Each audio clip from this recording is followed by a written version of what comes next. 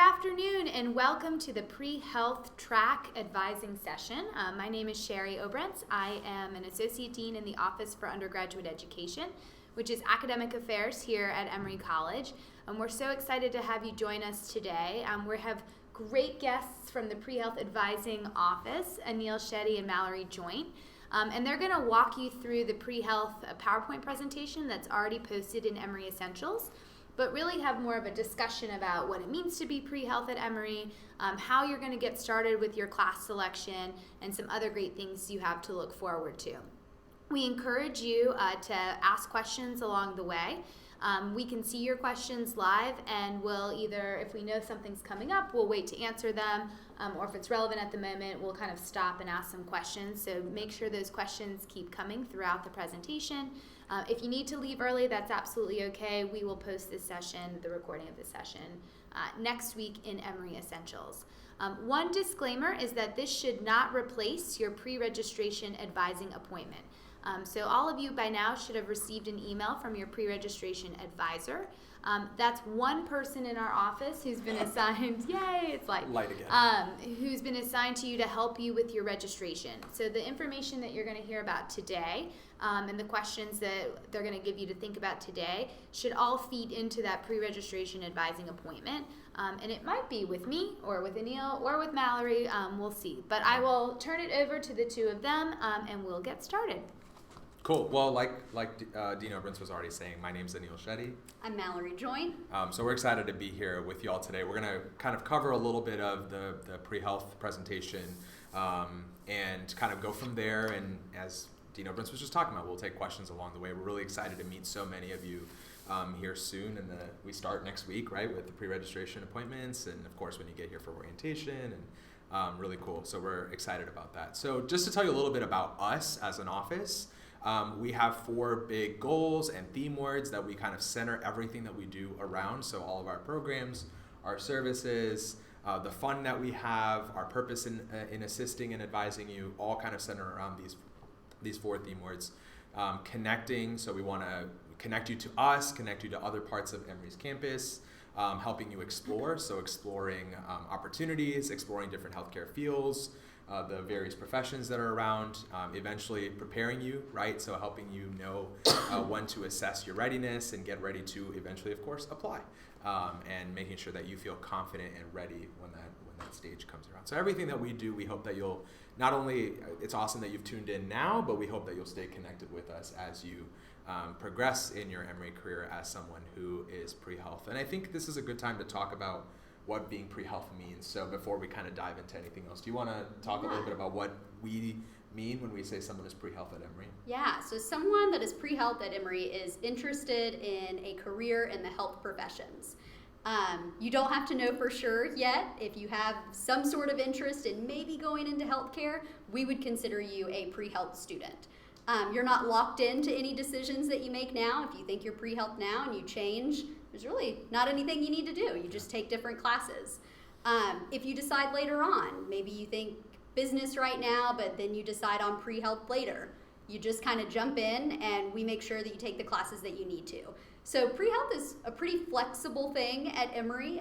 It's not attached to any one major. It's really more about your interest. And we consider you pre-health if you come in and use our services. Yeah. And I'll just ask this question because it comes up a lot too when students will come in saying, well, I'm pre-dental, I'm not pre-health, or I'm pre-med, I'm not pre-health. Can you maybe describe the difference between being pre a specific track and what being pre-health is? Yeah.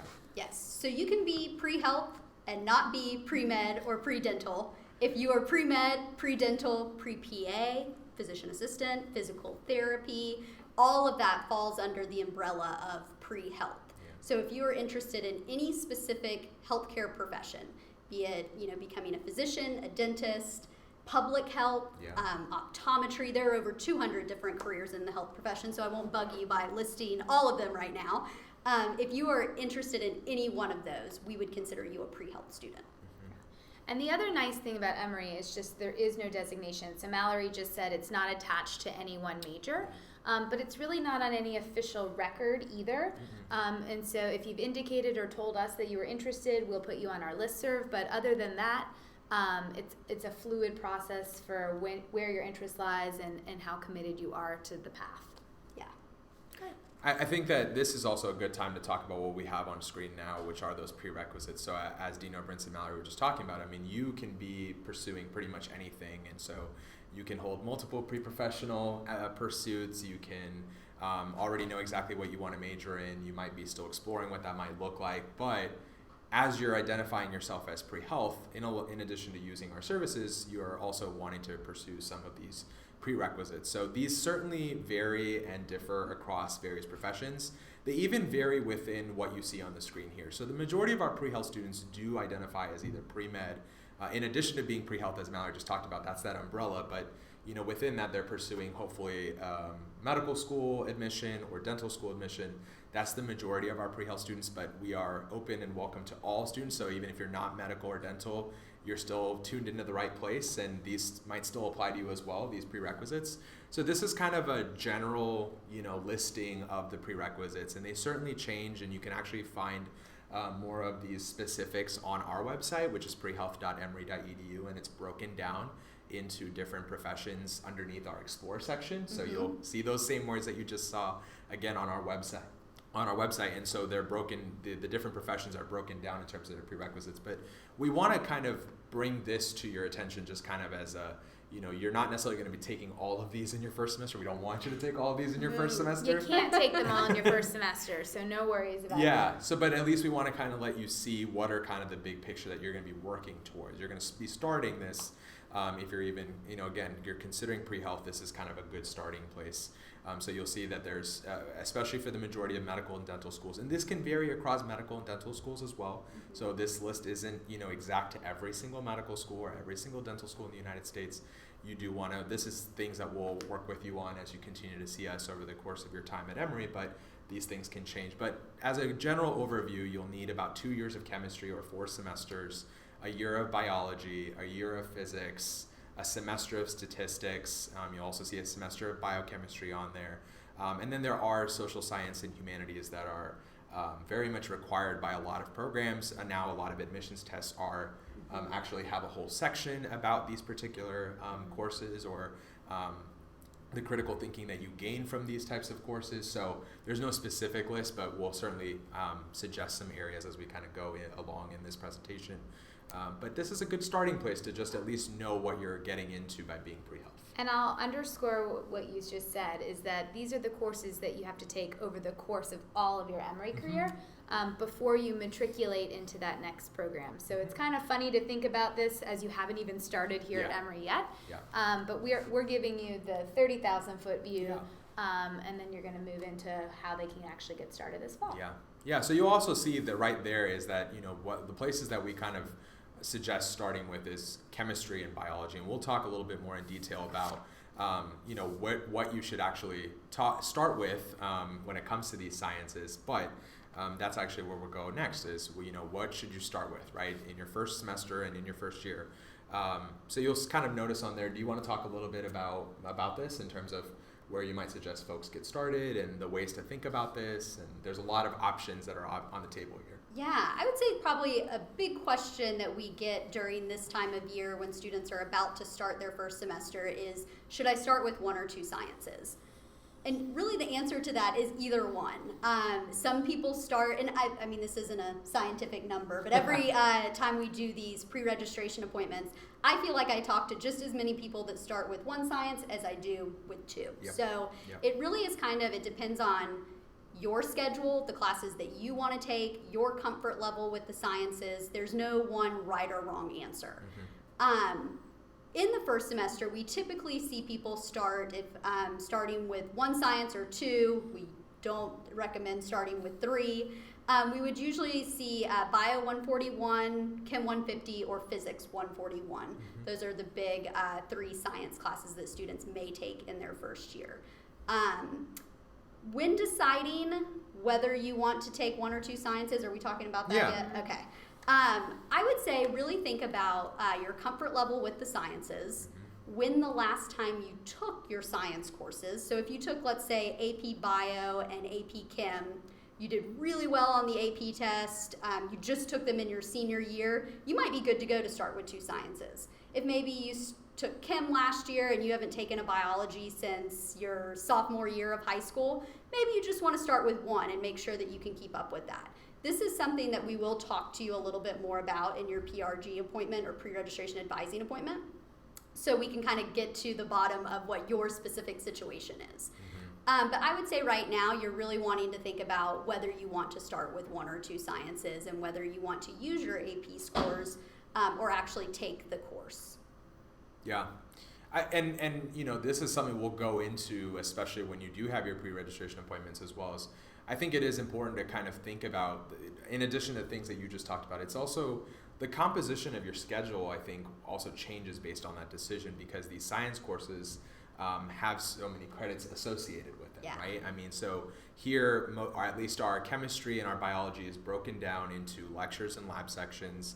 And so those are a different amount, and you're going to hear from us when you get started with those appointments that there's a kind of a recommended number of credits that will kind of suggest that you start off with or try to aim towards as you build your schedule. And do you want us to go into some of that? Yeah, we can. I mean, all of our first year students were saying between 15 and 19 credits.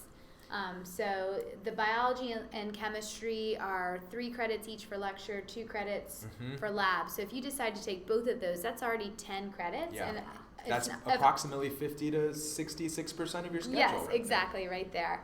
But it depends. I mean, you'll hear this a lot from the pre-health office, which we know gets a little bit scary sometimes when you want to just say, tell me exactly what it is. But it really does depend on your background, what you feel comfortable with.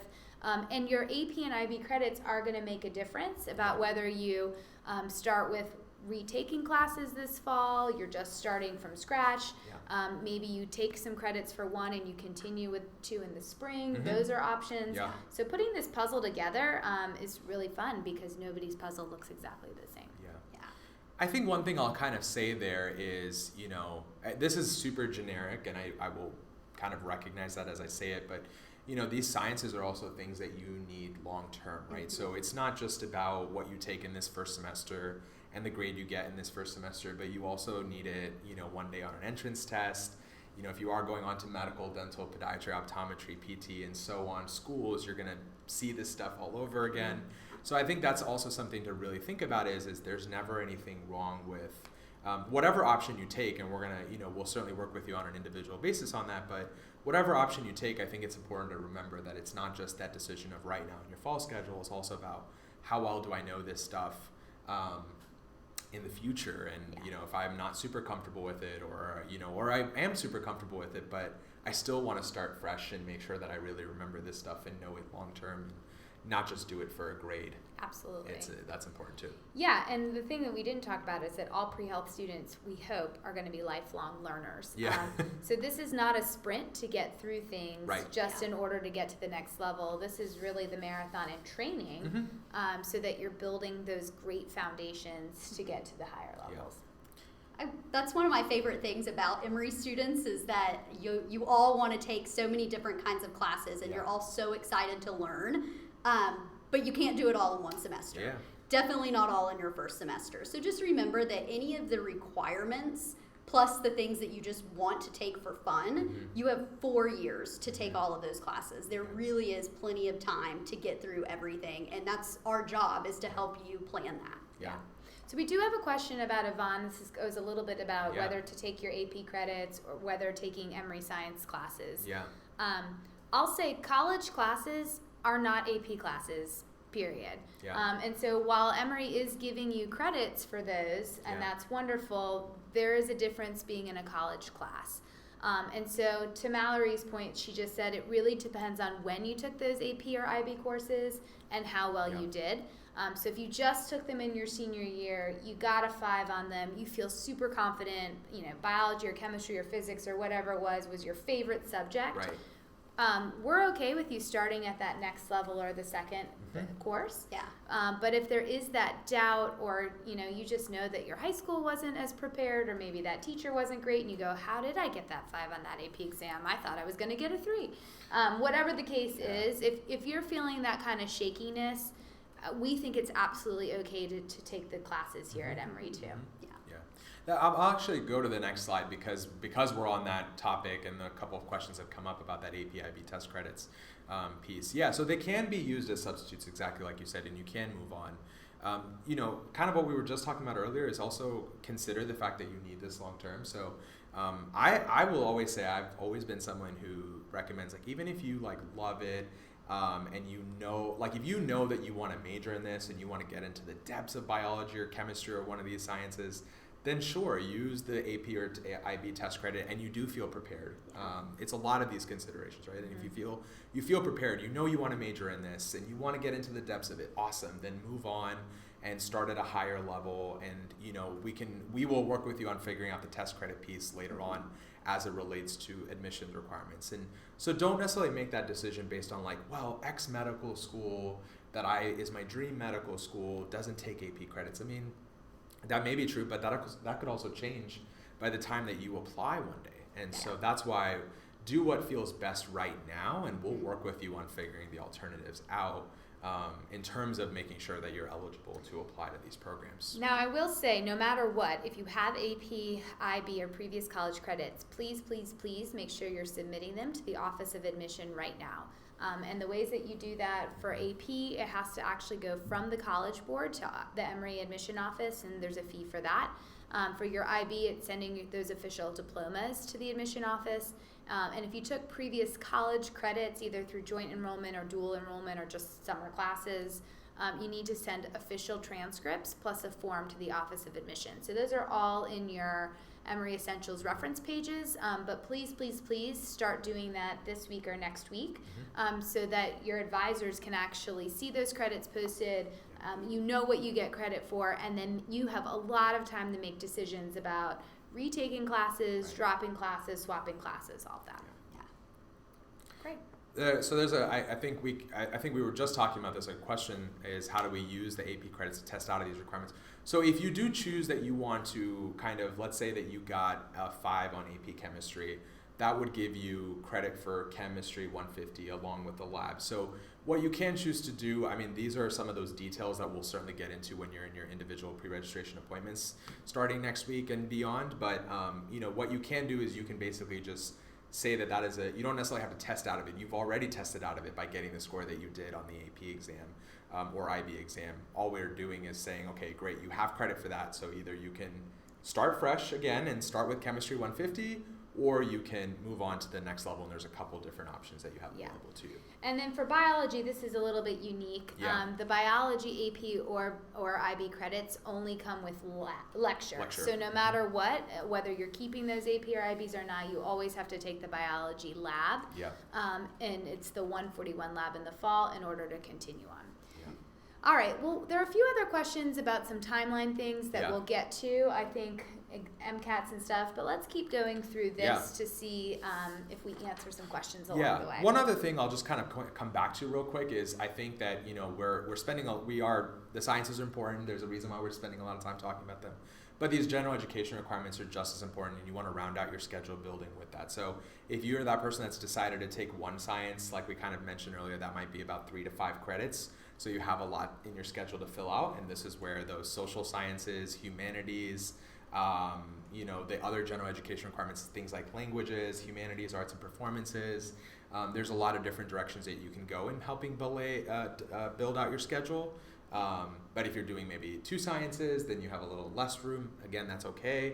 You have a little less room to explore. But that's part of this too. Is if you're someone who has a lot of different interests. Okay, I'm super interested in healthcare. I like the sciences, but I'm also interested in other things. That's another kind of factor to kind of keep in mind. And I might even suggest starting with one science in that scenario, because again, you want that room in your schedule to explore lots of different subject areas too.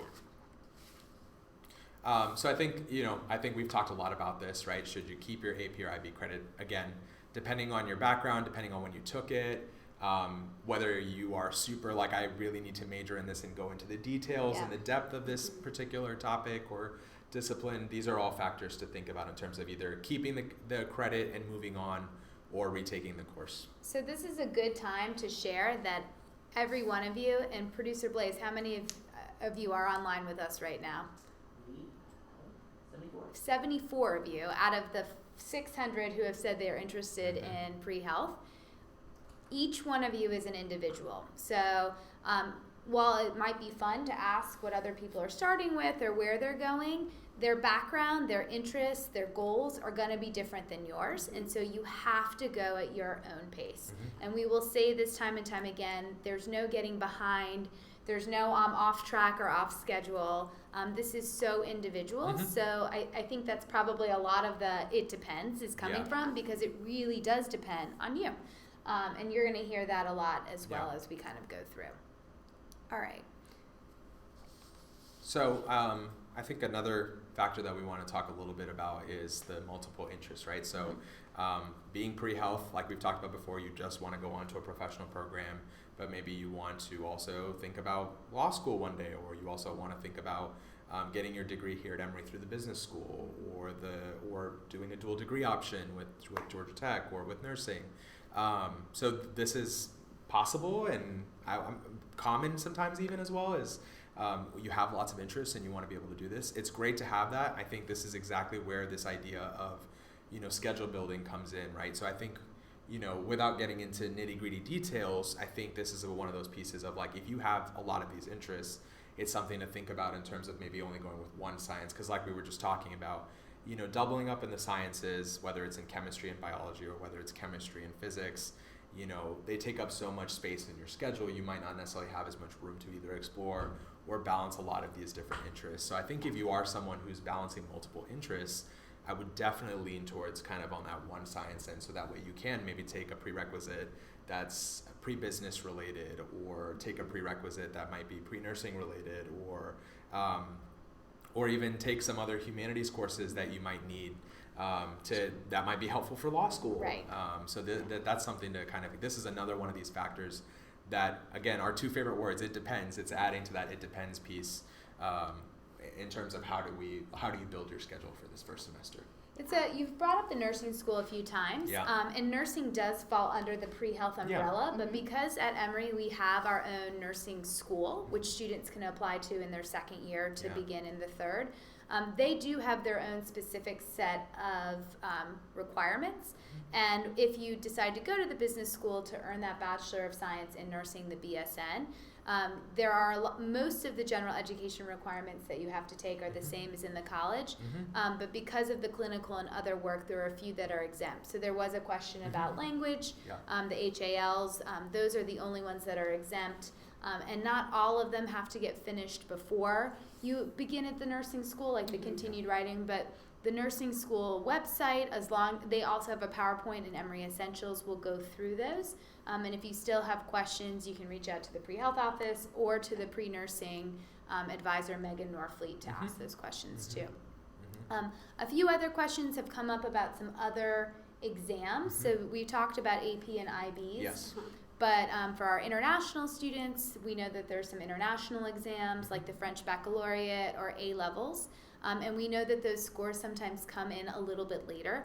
Once you get those final scores and transcripts, you will need to send those to the Office of Admission 2 for evaluation. So we don't have as clear of a chart as we do with APs and IBs, so you just need to send those in. And they may count and they may not, and that's okay too, but definitely get those in. It's a good time to talk about that for just a moment, if we can. Is like, you'll build your schedules. Obviously, you'll be planning and shopping on the shopping cart in Opus, and checking out the course atlas and using all the different tools that you've learned about through Emory Essentials or that you're hearing about through these presentations. But I think it's also so important to remember that your schedule isn't necessarily final. Like add, drop, swap happens when you get here during that first week of classes, and a lot can happen and a lot can change. And so I think it's so important to kind of keep that in mind. Is obviously, you want to try to lay out those plans and you want to try to get what you want, but you might not, and that's okay. But that there's an opportunity to have that change during add, drop, swap week, because not just you will be registering as the incoming first year students, all your other peers who are sophomores and juniors and seniors and others will be also kind of rearranging their schedule and changing things up. We like to joke, have a plan and be flexible. You're going to hear a lot of the same mantras from pre-health. We have a lot of sayings that we repeat over and over because they apply every single semester. Right now, have a plan but be flexible is definitely something that you need to think about for your schedule. We will go over a planned schedule during your pre-registration meeting, and I would say Maybe one or two of you might get that exact schedule, Yeah. but honestly, the majority of you will change your schedule during add drop swap. Yeah. And that is okay. That is normal. That's what happens every single semester. Mm-hmm. I would say that even all of our seniors, students going into their senior year, are going to be making changes to their schedule during add drop swap. So know that if you're, you're not super happy with your schedule at your registration time, you're going to have opportunities to make changes. But also, you may not end up in all of the classes that you want. Yeah. You got 4 years to take them Yeah, all. definitely. Yeah. There's one question that actually came up that, if you don't mind, I wanted Yeah. to spend a little moment on, because I think it's related to what we've been talking about in terms of schedule building, is what are lab days typically like? Absolutely. I actually think this is really good in terms of thinking about whether you should take 1 or 2 sciences, because I think the labs, so they're worth 2 credits. The way that you know a class is a lab is that it has an L behind the number, so it'll be Bio 141L or Chem 150L. Physics is integrated, so it's a little bit different for our friends who might be thinking about taking physics or doing engineering or things of that nature.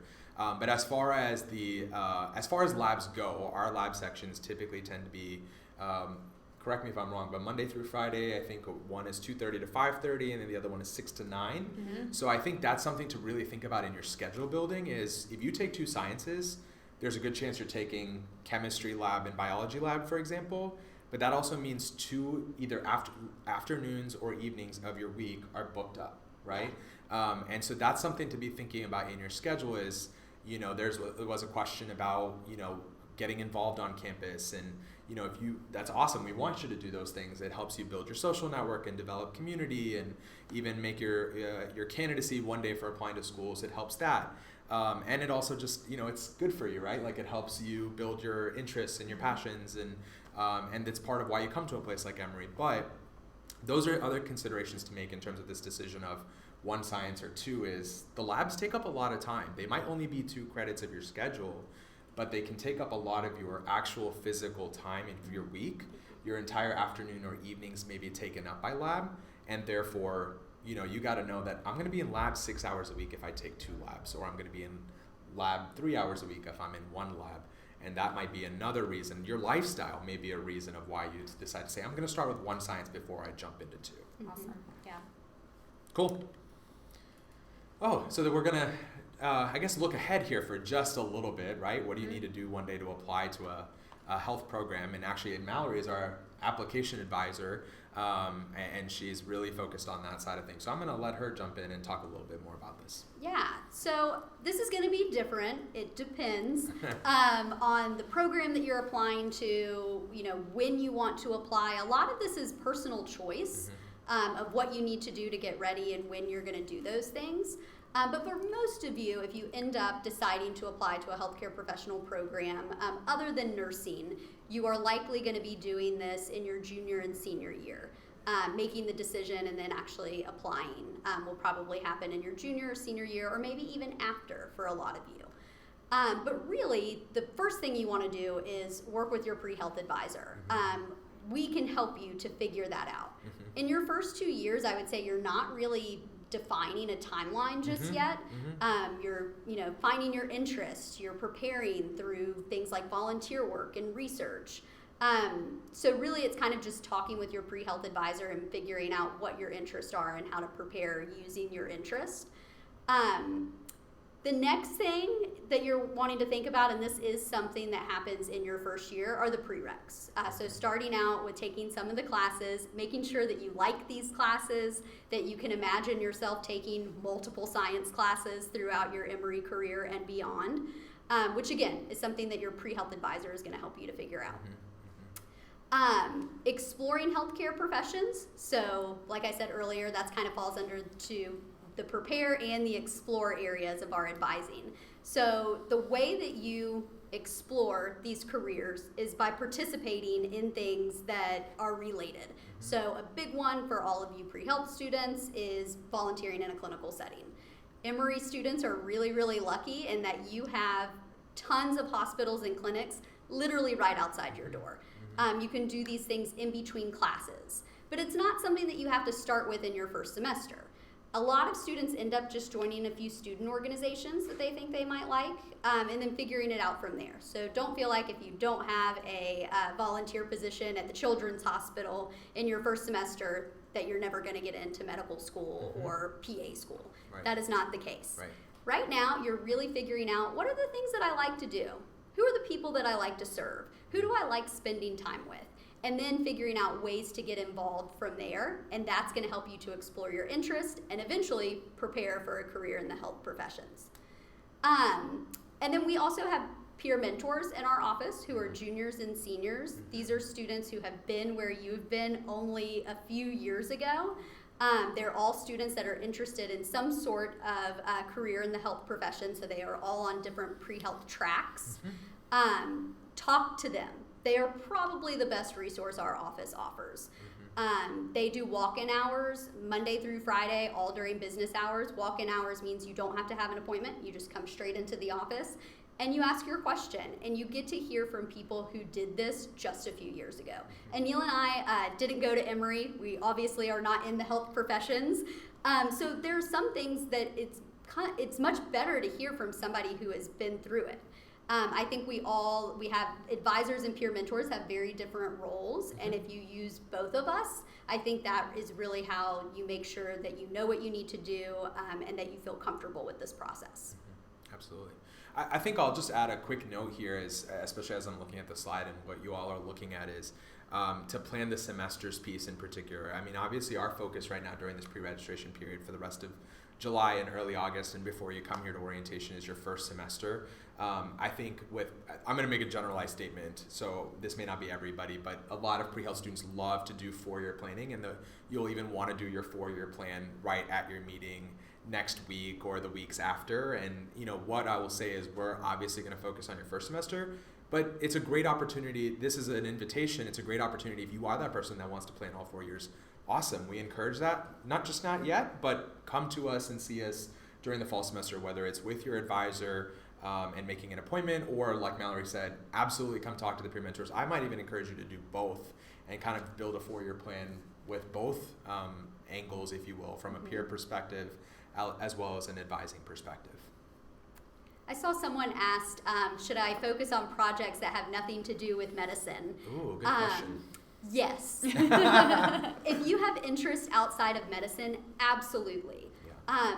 This is even things that have nothing to do with medicine are helping you to prepare for a career in the health professions. Absolutely. Or any other career, really. When you think about the things that you gain from community service and research and being involved in student organizations, you're gaining skills that you will use eventually in a career. I think the way that you gain those and the way that you learn the most is by doing things that you're passionate about. So if you are really passionate about the environment and you want to join Trees Atlanta and every Saturday you go and plant trees, it doesn't really have a whole lot to do with medicine, but you are learning things and developing skills that are going to eventually help you. Yeah. I think this is a good time to take one of those questions that's up there as well about the research opportunities that are there for first-year students at Emory. So research is very available. The way this is my little mantra about research is available. It might not always be publicly available, but it's available, and I think you have to go out and seek it. And I think that one of the ways that you can do that is there's always a couple of different ways. Is you want to try to do your homework, if you will, on the different types of research that's happening on our campus. A lot of our professors, our faculty, we obviously have even other schools that are of the graduate level, right? Our med school, our public health program. There have been a couple questions even referencing some of those programs. Undergraduates do research, whether it's in your first year or even beyond, in all of those areas, in certain disciplines, in the med school, in the public health program, elsewhere. In history, in dance, absolutely. In philosophy. Sociology, philosophy, all of those things. But I think that obviously it was, producer Blaise just kind of mentioned making sure to, check out the undergraduate research programs website. We have a section in our website that talks a little bit about research and getting involved with that. A lot of our peer mentors do research, and our peer mentors do research in very various things, just as Dean Obrentz was talking about. It's not just your biology or chemistry or physical sciences or lab work or clinical research. I mean, that's awesome if you're interested in that, but also a lot of our students have done research in a lot of different other areas as well. And so therefore, it's available. You have to go find it by using some of the resources we've talked about. But I also think another underrated tactic, if you will, to kind of discover more about research is talking to upper class students, your sophomores, your juniors, your seniors. Get to know some of them, and a great way to get to know some of them is come talk to our peer mentors, because they're there. That's literally their role, is come talk to them about the ways that they have found their research, why they're passionate about it, how they went about obtaining that research. I know that a lot of people sometimes get research just by connecting with their friends, and then word of mouth travels fast, or recommendations come into play, and so there's a lot of different ways to obtain research and be a part of it. I'd say too, some people who've done research in high school or have experience really want to jump right in. Yeah. But there are 4 years, like everything else that we're doing, to get involved, and it doesn't have to be in that very first semester. So if you're already thinking, wow, at Emory there are so many things I want to do, and I might not be ready. Getting yourself grounded on a really strong academic foundation and maybe 1 or 2 extracurriculars is absolutely okay while you're figuring it out. My other favorite way to explore research opportunities is actually talking to professors, because almost every one of our professors has done their own research, right, to get to that professor level, or are currently working on projects. And by research, we mentioned this, it's not just wet labs, right? Yeah. Research are asking questions and solving problems in many different ways. Absolutely. So every department has research in their own way.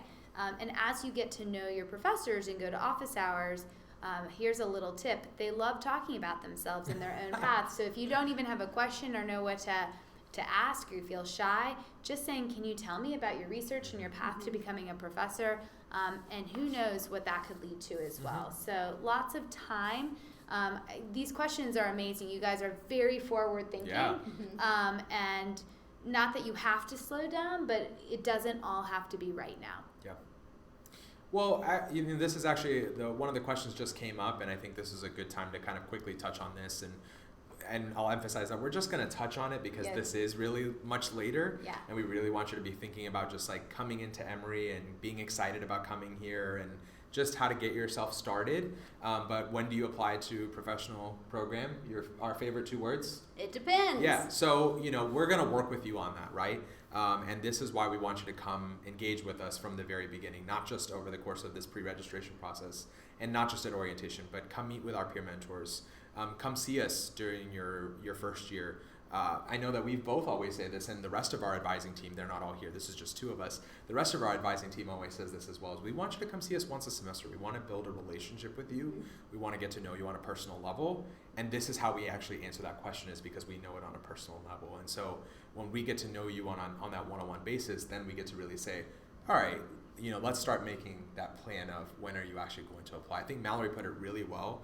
Your first 2 years is about discovering yourself and discovering your interests and starting to find all the different ways you want to spend your time. After that is where we can really start to maybe hone in on the details like this of when do you apply to your programs? Or when do you take an MCAT or a DAT or any of that? Right. Is there missing prerequisites, or so we kind of alluded to this earlier, but maybe prerequisites have changed since you came in. And so are there something else that we need to tweak in your schedule planning and stuff like that? So it's about being flexible. And the reason it depends is because you're going to change along the way too. Oh yeah, absolutely. And what's really different between high school and graduate school, because all of these are graduate programs except for the nursing program, the reason it depends is because we want you not only just to apply to check the box off that you applied, but that you're really ready to apply, meaning you are the most competitive applicant that you can be. So all of these programs are not things that you just want to try out just to say, oh, I tried it. That's really, really different than applying to college or colleges. So this idea of readiness, we can't talk about yet. You haven't even started your first semester of college. And until you have more data, we'll talk about the data of this, about yourselves, so your interests, your classes, your activities, that timeline really won't come into play. There were a few questions about international students too, and what the difference is. I will say we typically are talking about students who are applying to U.S.-based programs. International students can apply to U.S.-based programs, but there are some other stipulations. So we won't take too much time talking about that. It's just coming into the pre-health advisors to talk about options, because they are a little bit more limited, but still allowed. And it like everything else, it depends. It depends on many different things and what you're interested in. I think looking at the question, there's a question there: how different is the application process for med school for international students? I'd say the application process isn't different. There's some different stipulations that Dean Robins was referring to that we would love to talk to you on a one-on-one basis for.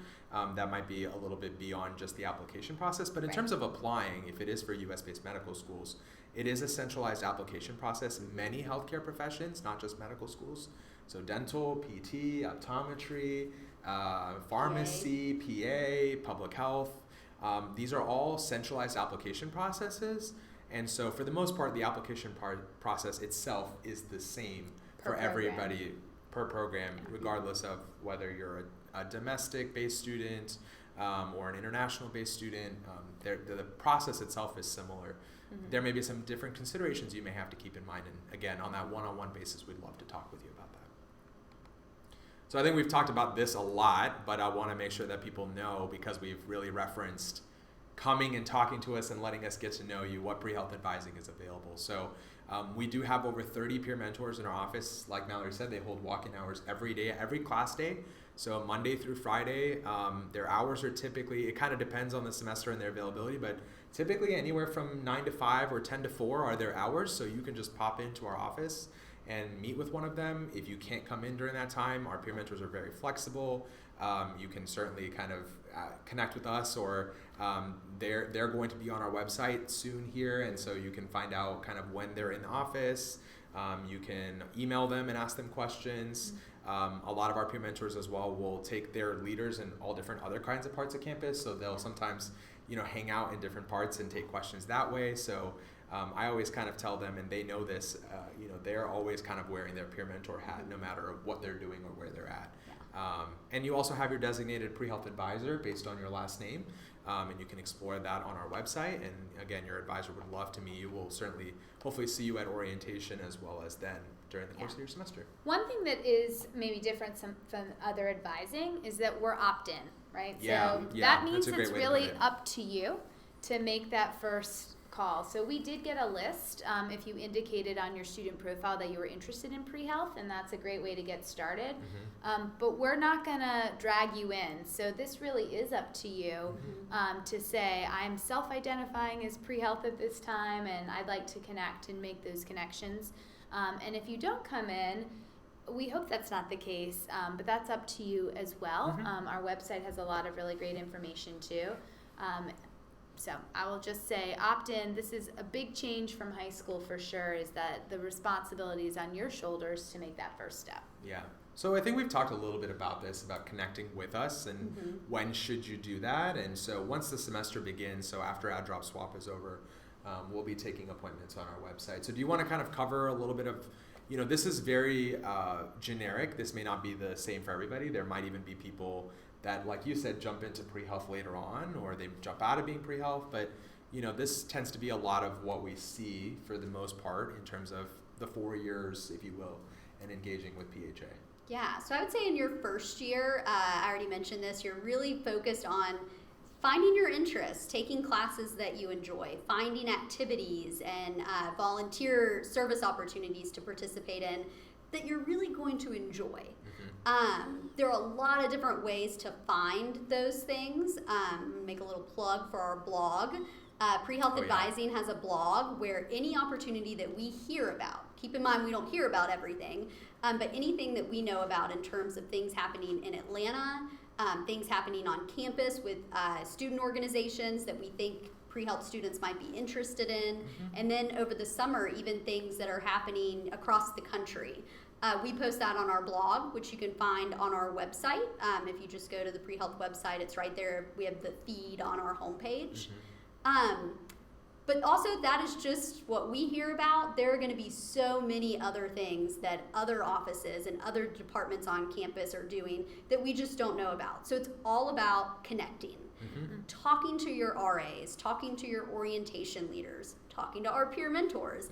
The students that are in leadership roles and mentor roles are going to be the people that can really connect you to things. And not only students, but also your faculty advisor, your pre-major faculty advisor, your professors, staff members on campus. We are all here doing different things, and we're all sort of experts in our own area. And so if you're interested in a lot of different areas, that means you're going to talk to a lot of different people. And so just make sure that you're out there connecting and finding those mentors in your first year. Your second year, that's where you've kind of figured out, maybe you tried, 3 or 4 different student organizations in your first year, and that Trees Atlanta thing didn't really work out. It's pretty hot in Atlanta in the fall. Maybe you decided, nope, I really like animals. I want to be at the Humane Society, and this is where I'm going to put my effort. So you really kind of focus in on the volunteering and the preparing and doing things that you're enjoying, but also gaining skills from those things and becoming competent through those things. In our office, you're going to do a meeting called the Sophomore Mandatory Checkup. Don't worry about that right now. It's just a meeting that you will do, and if you are on our list, if you've told us that you're interested in pre-health, we are going to tell you all about that in your sophomore year. You're going to focus in your third year really on your timeline and deciding, okay, am I going to get ready for this application this year, or am I going to be waiting until my senior year, or maybe even after? So that's when you're still coming in for your semesterly advising appointment and figuring out, have I taken all the classes that I need to? How much more time do I have to take these? When do I want to take my admissions test? Do I need some more experience? Those are going to be the conversations we're having in your junior year, and also in your senior year as well. And then in your fourth year, you're really starting to think about, again, kind of same as third year, am I still at the right time? Am I still ready? Am I still on the right track? And that is where it really starts to split off, is in your third and fourth year, everybody's going to be on a different timeline, and that is okay. I think we should definitely spend some time talking about these myths, though, because they can kind of run around and run rampant sometimes. And, we really want to encourage you to not necessarily fall into these lines of thinking and talk a little bit about this. So any particular favorites that you have that you see? I'll just start by saying you've heard throughout this entire presentation for 48 minutes now. It depends. I should have been clicking it about 65 times. And so I think probably it's not even on this avoid list, but this comparative to others, and I must do what my parents told me because they went to dental school in 1992, or what my older brother or sister is doing at another school, or what my neighbor down the street is doing, or what my roommate is doing.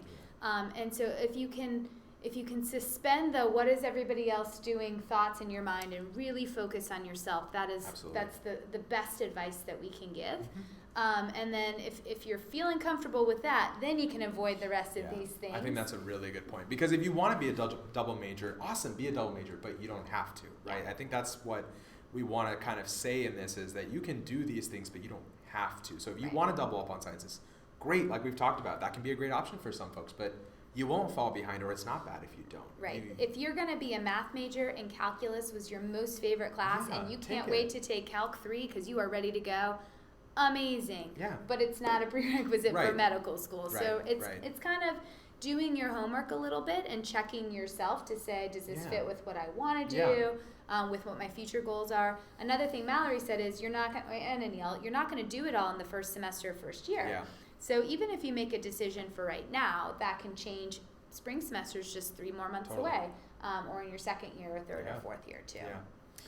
Taking that prereqs piece early so you can apply in junior summer, like maybe you will, maybe you won't, but let's for right now focus on what is good for your first semester, and then come see us during the course of your fall semester, and we can start planning that a little bit and kind of think a little bit long term. Or you won't get into medical school with a bad grade. We know lots of people that have, right? There's different ways. We want you to come talk to us if that happens, so we can support you and think about strategies and reflect on how do we do something differently. But people get into medical school even if they have had a bad science grade. Right. But I think this is actually a good one to kind of end on, or if there's anything else that you all can think of that we haven't put on the list, but compensating for bad grades in science courses with strong extracurriculars. We want you to be strong in extracurriculars, but also you're still trying to apply for a program that will cover the sciences. So they want you to find a balance between being someone who's involved and invested in different opportunities, but also good in the classroom. Yeah, and I would say for sometimes going a little bit slower to make sure Yeah. that you're there can be easier than Important. starting off with a huge bang and kind of burning out and digging yourself out of a hole. But that also depends on you too. So Yeah. Any myths that we missed? Anything that, we hear lots of things? no, it depends is not a myth. That is the truth. Yeah, So good. We'll That's a good one. We'll believe that. Good clarification. Yeah. You want to talk a little bit about kind of just some other expectations that we hope that you live out with us? Yeah, I think our expectation of you is to really connect with us. It was one of those first 4 things that Anil mentioned about our office. Connect is something that you will do now when you start your pre-registration advising meeting, and hopefully through the next 4 years that you're at Emory. We really want you to come in and we want you to use our resources. Some people will they'll come in for advising every single semester, they'll use the blog, they'll be on the website, they'll see peer mentors. Other people might just come in for their advising appointment. Other people might just look at the newsletter. You're all going to kind of use different resources, but what we want you to do is know that they're there and figure out which ones work for you. Don't fall off. Don't forget about us. We want you to stay connected with us, and then I think from there you figure out what works best for you. I'd also like to plug the amazing events that you have. So you've talked about advising and you've talked about the peer mentors, which are kind of stables in our office. Yeah. But you do some really awesome events, especially for first-year students around this exploration piece. And so my favorite is the Pre-Health Professions Hop, which is like speed dating with over 20 professionals that you actually get to learn how to network in a controlled environment, so you don't have to stand awkwardly going, I don't know what to say. We walk you through that. We also have really cool programs like with case studies and kind of talking through with lots of different healthcare professionals how they would approach a case. So just be on the lookout for those. We'll tell you if it's for a junior or senior, but most of our events are open, especially in that exploration period, just to hear what's going on. Sometimes we also just have some fun. Like we're about to have our 3rd annual chili cook-off this fall, so I won last year. Yeah, just gonna throw that out there. And Neil's never won. Okay, well, we're not gonna get into that right now, but come see us for things like that. We've done chili cook-offs. We've done things around holidays sometimes, or just sometimes we also know that you just need a pick-me-up, and we've got candy sometimes if you just need, especially during stressful times, just to come get some candy. Come do that. Like, that's absolutely. And we love a good pun. I don't know why, but you'll hear that's true. a lot of funny PHUNNY things from us. Yeah. So come to our events. I think that a lot of what you see on screen is there. I always kind of give first-year advisees kind of 3 goals, if you will. I know this is kind of big picture, long-term thinking, but I think you will have a good first year if you do some of this in terms of staying connected to us. I always kind of tell everyone that they should find 3 people to connect to, and of 3 different kinds. 1 fellow first-year student, 1 upper-class student, and 1 professional, either staff member or faculty member that they really kind of connect with, and those are your go-to people. And then, kind of what you see here, do well in the classroom, whether you're taking a lot of sciences or little sciences or no sciences, do well in the classroom. And then, the last one is, be open to learning about things, whether it's professions, different majors, different opportunities, just be open to things. Those are, I always like to start there in terms of what makes someone successful in their first year. There's one other thing on this slide that's really, really important, and for anybody who tuned into the pre-law program yesterday, this was equally as important. And that's about honor and conduct. And so we know you are all coming in with a lot of integrity, and that's amazing. And that is just the beginning now for college. So when you think about applying to any post-college program, you're really applying to be a part of a profession, which most come with ethics and guidelines and other things. And so, we want you to be making really good decisions about not only what you're doing, but also who you're spending your time with. It's much better to be safe than sorry and kind of remove yourself from a situation if you go, but maybe, than have to report something later on. And for all of these professional programs, they don't ask if you have a current violation. They ask if you've ever been found responsible. And so again, just play it safe, make good decisions. If anything ever feels a little off or wonky, extract yourself from that situation, and you can recap with friends or others later. So this isn't typically a big problem with our Emory students, but definitely comes up. It does. With a number of you all, and so it's not a deal breaker, but integrity is important, especially that academic integrity too. I want to take that question, why are you guys so awesome? Well, you're awesome, actually. But I think we were just kind of talking a little bit about this, but just to re-emphasize, is it possible to meet upperclassmen who are also pre-health who could advise us for the future? Yes, that's what our peer mentors are for. Even some of our other pre-health students who are not peer mentors, I think are great people, and that's another reason to come talk with us, connect with your advisor or connect with peer mentors in the office, because, you have your advisor and there's 30 peer mentors to talk to, but there's also hundreds of other pre-health students who are very successful, who have very different interests, who are all doing different things and recognizing and living out that mantra of it depends. So we are happy to connect you with other folks on campus as well. So and here's a good plug. The question about nursing, how and when can I connect with the nursing program? Right now. So if you have clicked through the pre-nursing PowerPoint, which is a separate one from pre-health, it actually has the email for both Megan Norfleet, who's the pre-nursing advisor in the nursing school, and also the registrar's email where you can ask for permission numbers. And so you can absolutely start asking for that information right now. Start connecting. Well, we'll just kind of quickly cover the last couple of things. What happens during orientation? You get to meet us in person, live and in the flesh, so that'll be really exciting. We'll be at the expo. We'll be doing our own pre-health sessions during orientation. We'll be around. So come see us. You can also come see us during add-drop swap. We take walk-ins then, so we hope you even just to come say hello at any of these times during orientation or even during the first week of classes. I love that. You do not have to have a question to come into the office. No, you just can come just say come hi. say hi. That's fine. And eat candy. Yeah, and eat candy, that's right.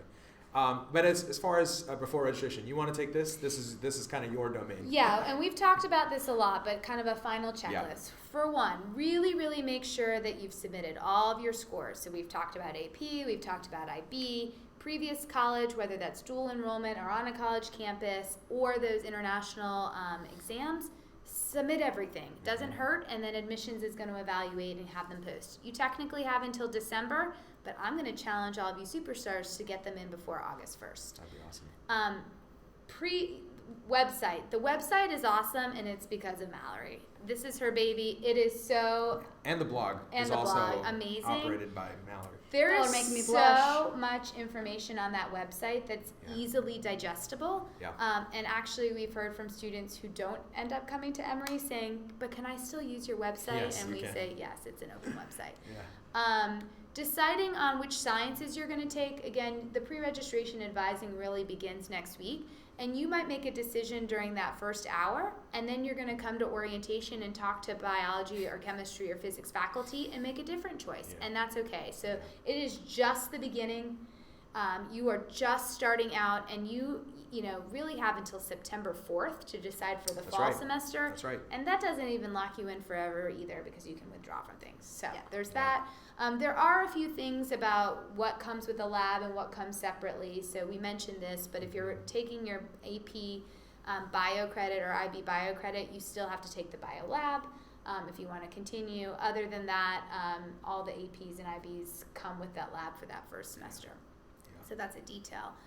If anybody at all is thinking about Chem 150, which is our intro chem class, you must take the Emory Chemistry Prep, which is an online course. It basically will assess kind of what you know already. Some of you might get through it in 10 hours total. Some of you it might take 40 hours. And there's no right or wrong to that. It's your own pace. But you don't, because you won't know how long it's going to take you, you want to start now. And you want to be done with it before orientation because you want to have fun during orientation. You do get multiple opportunities to finish. You can take as much time as you want. Exactly. And if you end up taking that Chem 150, it's 3% of your grade. So it's not a placement exam, but it does help everybody start at the same level. Yeah, we may or may not be at other orientation programs. There's questions about whether we'll be at other things. Hopefully, we will make some appearances here and there. We move around. Yeah, we're all over the place. But you can always say, "Hey, I think I saw you on YouTube this summer," and introduce yourselves. Also, I'm going to make a shameless plug. If you're looking for great summer content, follow us on Instagram at Emory PHA. It's very true. Just saying. Mallory's the website, and This Anil guy's Instagram. Anil is Well, our it's not just me. It's our peer mentors too. Insta stories as well. I often ask our peer mentors to do it because then it actually looks cool versus like me. But anyway, yeah. All right. Well, you guys have been an amazing crowd. We're gonna ask producer Blaze behind the scenes if there's anything else that you think we missed. There was one question about CLEP exams, and Emory does not accept CLEP exams. So if you're still on, whoever asked that, that was a good question. But thank you so much for being engaged, for asking good questions. Yeah. Again, Can't wait to meet y'all. Yeah. Get here soon. This made me very excited about I next know. week, starting next It's week. all happening. It's lonely here without the students. Come back. Come back. All right. Well, have a great rest of your week, and we look forward to seeing you in August. Bye. Bye, everyone.